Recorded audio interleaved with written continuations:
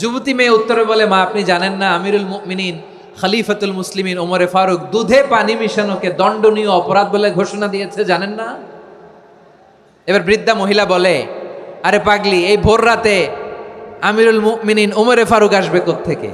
উনি আসবে কোত্থেকে? ওনার পাইক পেয়াদা সিকিউরিটি আসবে কোত্থেকে? কেউ দেখবে না। আরে কেউ দেখবে না, তাড়াতাড়ি দুধের সাথে পানি মেশাও।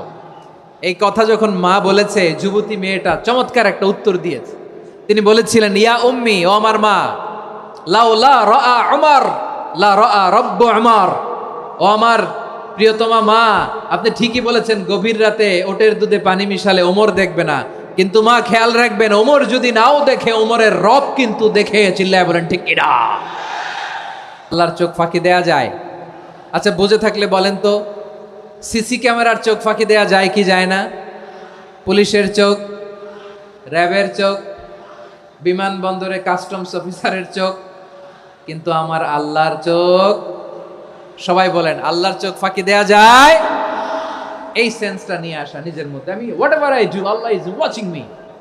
যাই করি আল্লাহ দেখে। লাআল্লাকুম তাত্তাকুন।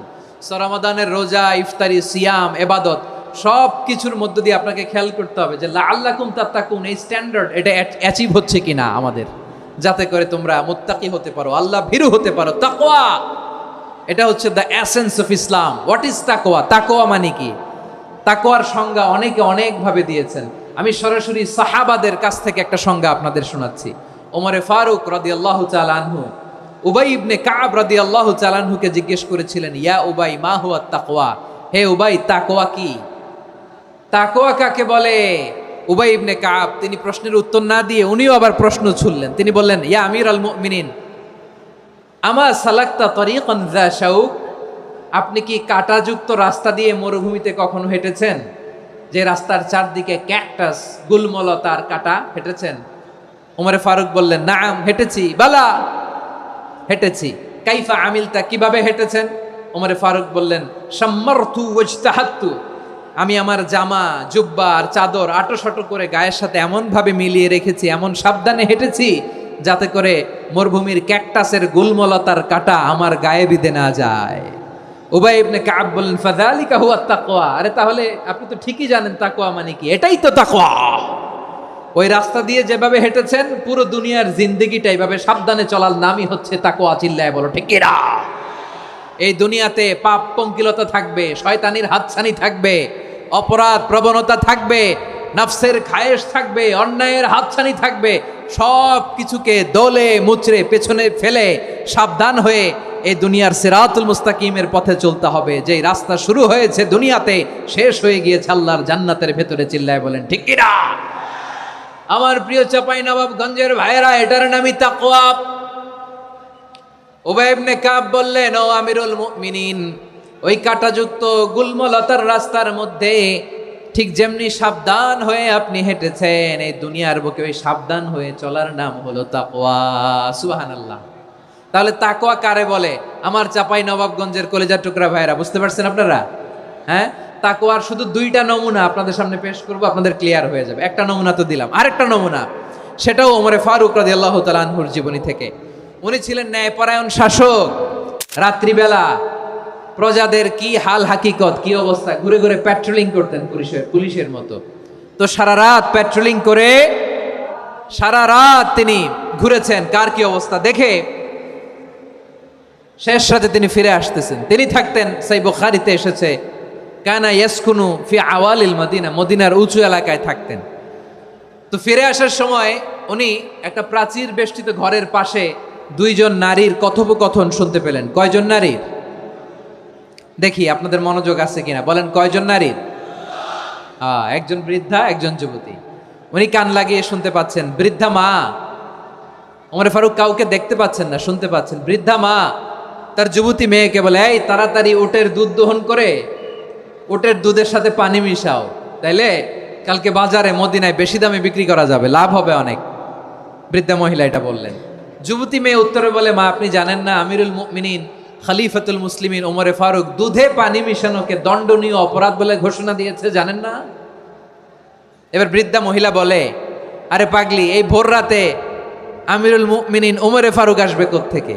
উনি আসবে কোত্থেকে? ওনার পাইক পেয়াদা সিকিউরিটি আসবে কোত্থেকে? কেউ দেখবে না। আরে কেউ দেখবে না, তাড়াতাড়ি দুধের সাথে পানি মেশাও।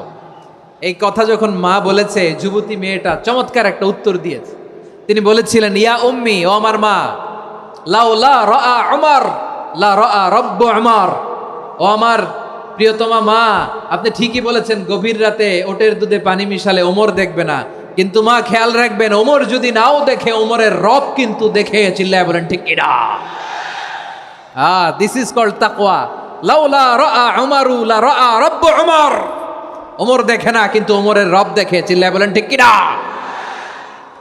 এজন্য রব্বুল আলামিন বলেন, লা তুদরিকুহুল আবসার ওয়া হুয়া ইউদরিকুল আবসার ওয়া হুয়াল লাতীফুল খাবীর।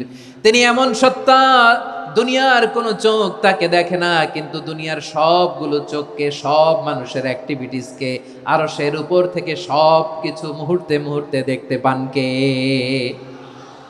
তাহলে তাকওয়া কারে বলে বুঝতে পারছেন? দুনিয়াতে সাবধানে চলার নাম তাকওয়া।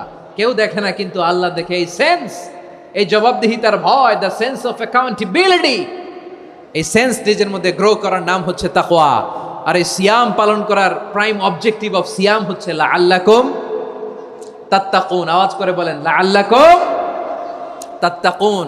আমার প্রিয় ভাইয়েরা, এই আসন্ন রমাদান, এটা এমন এক বরকতের মাস, যে মাসে আমরা নিজেদের নাফসের উপর নিয়ন্ত্রণ প্রতিষ্ঠা করি। সারা বছর নাফস আমাদেরকে নিয়ন্ত্রণ করে, আর রমাদানে আমরা নাফসকে নিয়ন্ত্রণ করি। কথা বুঝতেছেন?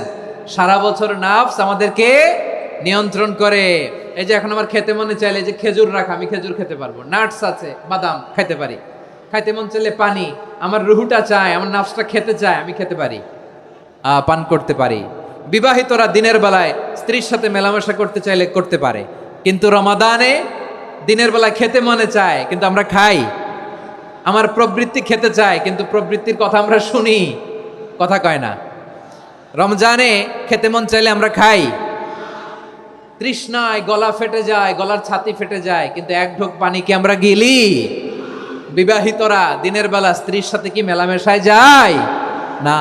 তার মানে সারা বছর নফস আমাদেরকে নিয়ন্ত্রণ করে, আর রমাদানে নফসের উপর আমরা নিয়ন্ত্রণ প্রতিষ্ঠা করি। নফসের লাগাম আমরা রমাদানে টেনে ধরে। চিল্লায় বলেন ঠিক কি না? এজন্য আমার প্রিয় ভাইয়েরা, নফসের উপর নিয়ন্ত্রণ নিতে চাইলে রমাদানের রোজার কোনো বিকল্প নাই। এটা এমন মাস, যে মাসের ফজিলতেরও কোনো শেষ নাই। এই মাসকে বলা হয় দ্য মান্থ অফ হোপ। এটা আশা জাগানিয়া মাস। রমজানের কথা শুনলে আশা জাগে না হৃদয়ে? ইদা জাআ রমাদান ফুতিহাত আবওয়াবুস সামা ওয়া গুল্লিকাত আবওয়াবু জাহান্নাম ওয়া সুফিদাতিশ শায়াতিন। রমাদান আসলে আকাশের দরজাগুলো খুলে দেওয়া হয়, মানে জান্নাতের। জাহান্নামের দরজাগুলোকে লক করে দেওয়া হয়, শয়তানকে চেইন আপ করা হয়। ইবাদত করলে শুধু করতেই মনে চায়। চিল্লায় বলেন না সুবহানাল্লাহ। রমজানে ইবাদতে যেই মজা পাওয়া যায়, সারা বছর অন্য কোনো মাসে এই মজা আপনি পান? আমার চাঁপাইনবাবগঞ্জের ভাইয়ের আওয়াজ করে বলেন না, রমজানে ইবাদতে যেই মজা অন্য মাসে এটা পান? কারণ রমজানে ইবাদত করলে সওয়াবও বেশি, ইবাদতের একটা পরিবেশ থাকে, ঠিক কিনা বলেন? অন্য মাসে ইবাদত করলে এর সওয়াব পাওয়া যায় গাণিতিক হারে, রমজানে ইবাদত করলে সওয়াব বাড়তে থাকে জ্যামিতিক হারে।